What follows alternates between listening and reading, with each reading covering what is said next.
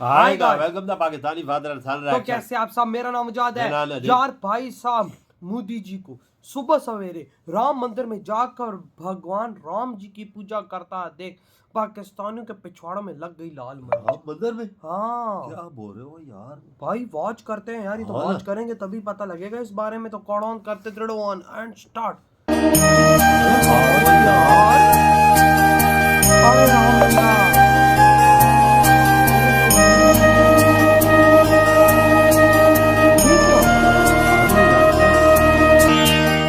आपको बताएं कि भारतीय वजीर आजम नरेंद्र मोदी ने अयोध्या में शहीद की गई बाबरी मस्जिद की जगह राम मंदिर का इफ्तिताह कर दिया है। और कोई ऐसा वैसा इफ्तिताह नहीं किया, बहुत ही फैन फेयर के साथ। इस पाकिस्तानी कौम को अब आग और खून के इस तूफान से गुजरना पड़ेगा। हमने बहुत गुनाह कर लिए, बहुत ज्यादतियां कर ली, बहुत गफलतें कर ली।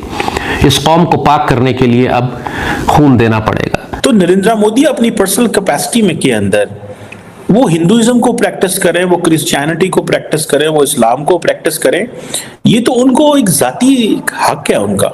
यूएई में 14 अगस्त को पाकिस्तान का झंडा तो नहीं लगाया जाता, लेकिन 15 अगस्त को इंडिया का झंडा भी लगाया जाता है और राम मंदिर की इफ्तिताही तकरीब पर उनके भगवान राम की तस्वीर भी चलाई जाती है। अखंड भारत पे यकीन करने वाले लोग हैं, ये यकीन रखने वाले लोग हैं। राजनाथ सिंह का, इस मोदी का और बहुत सारे इनके बीजेपी के बाकी लोगों का आरएसएस मेंटालिटी के लोग हैं, वहीं से इनका ओरिजिन है।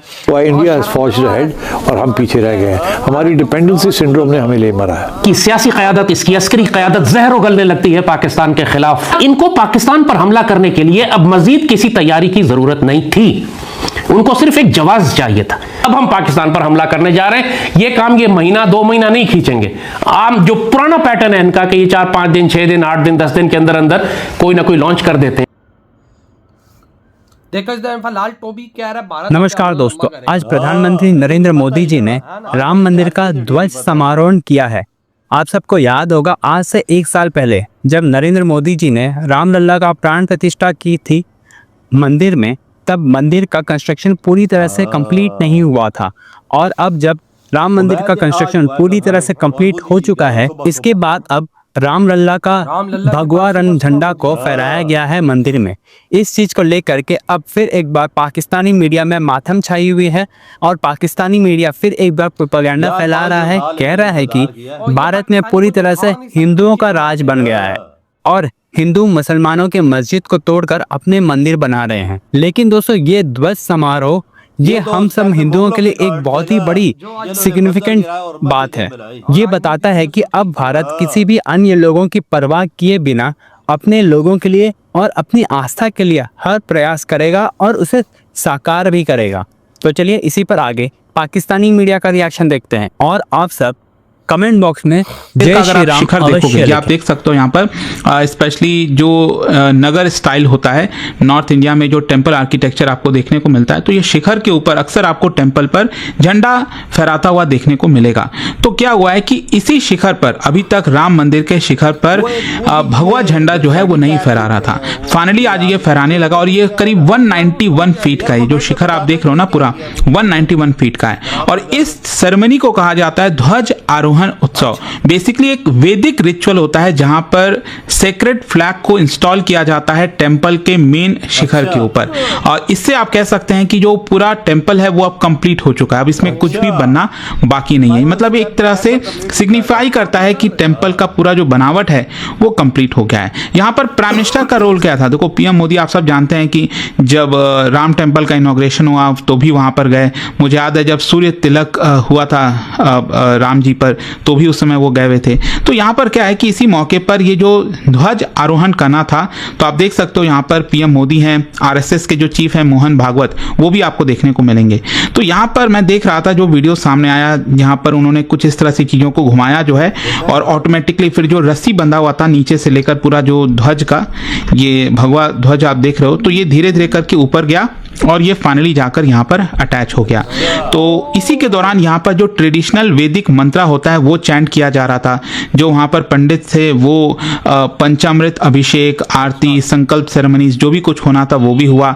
जो टेम्पल के बेल्स हैं वो बजाए जा रहे थे, ड्रम हो गया वो चल रहा था, शंख हो गया वो ब्लो किया जा रहा था। इसके अलावा यहाँ पर जो मोहन भागवत है वो तो थे ही, इसके साथ साथ जो चीफ मिनिस्टर हैं योगी आदित्यनाथ जी, साथ ही साथ श्री राम जन्मभूमि तीर्थ क्षेत्र ट्रस्ट के जो मेंबर्स हैं वो भी थे।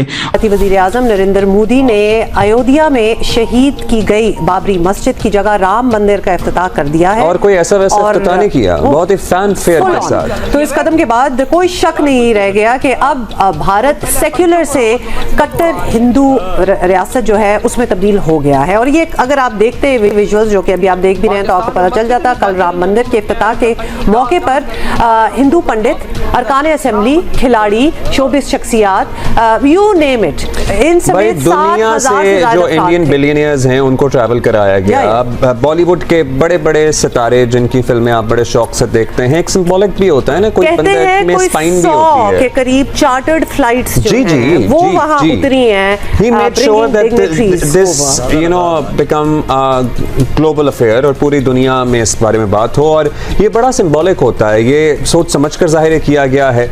और ये विजुअल्स आपके सामने हैं। नरेंद्र मोदी ने मूर्ति की रुनुमाई की और अपने कारनामे पर फख्र करते दिखाई दिए।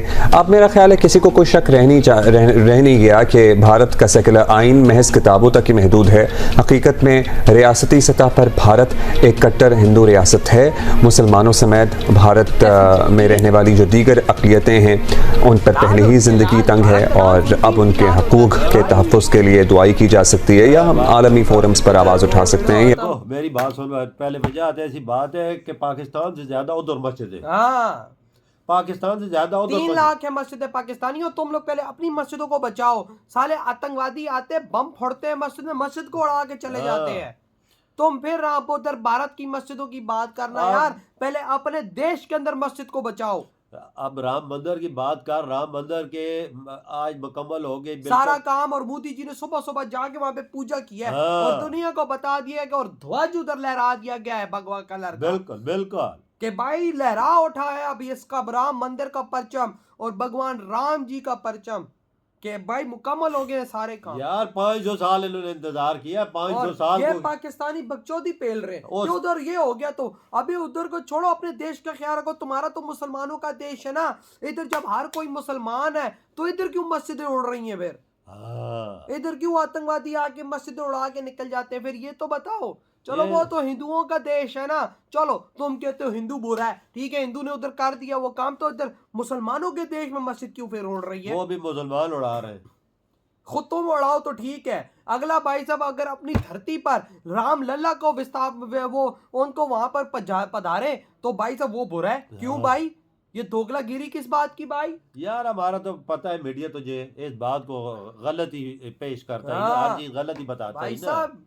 हिंदुओं ने आज तक बताओ भारत के अंदर 3 लाख मस्जिद है, किसको तोड़ा? 3 लाख नहीं है वजह, 3 लाख से ज्यादा है। वो चलो राउंड अबाउट कर लो भाई, किसको तोड़ा? किसी को नहीं तोड़ा ना भाई। ये बाबरी मस्जिद को क्यों हुआ? जो वहां पे राम लल्ला की जगह थी, वहां पे मुगलों ने भाई मंदिर को तोड़ के मस्जिद बनाई, तो जो मंदिर की जगह थी उसको वापस लिया गया। बस यार ये अदालत में केस था, अदालत ने सब कुछ किया, अदालत ने फैसला दिया, तब मोदी जी ने इसका घाटन किया, हमें नहीं हुआ, और ये बड़ी मुश्किल से हुआ है। वही ना। तो भाई आपकी क्या थॉट है इस बारे में भाई, जो आज फाइनली भारत की हुई है बहुत ही बड़ी चीज?